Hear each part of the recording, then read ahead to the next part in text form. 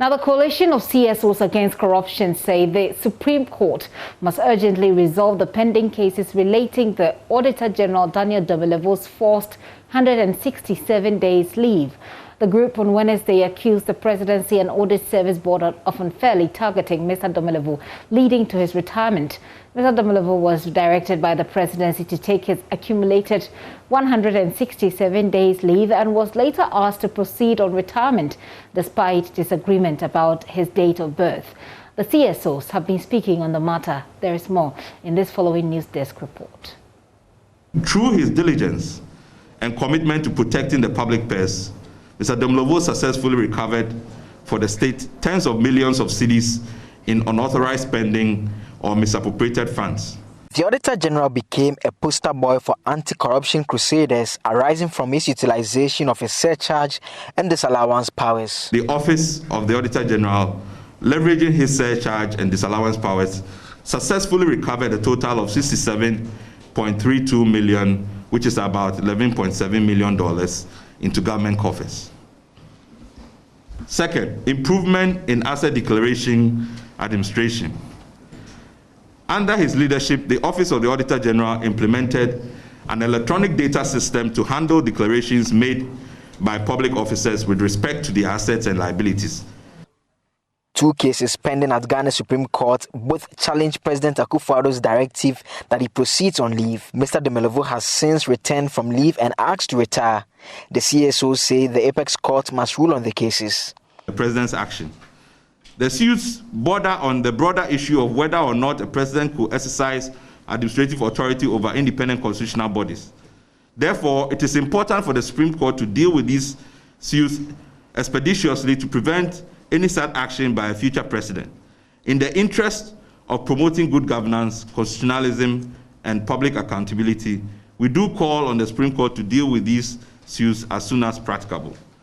We also urge the Auditor General to take action against the Audit Service and the Presidency for administrative injustice.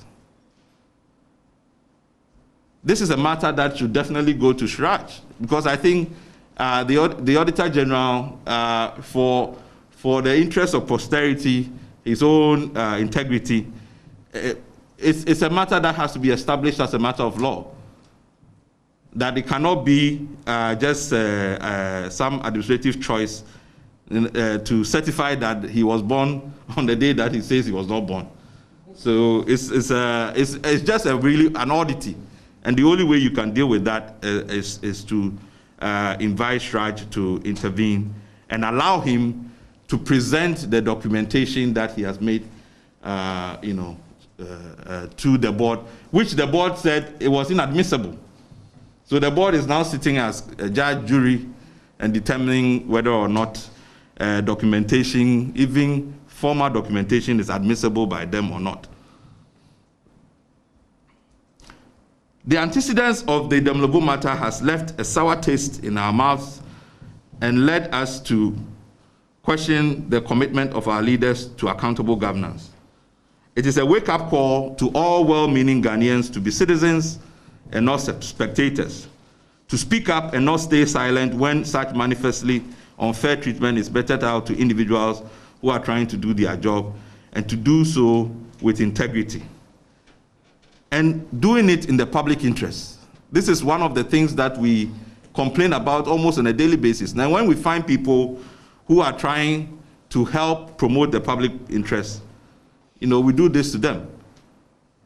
Which young people are going to follow suit to do what is right?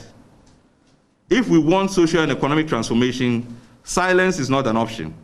And after 64 years of independence, we owe it to this generation to chart a true democratic path that is inclusive and meritocratic. So thank you all for your attention, and God bless you, and we'll take your questions. They insist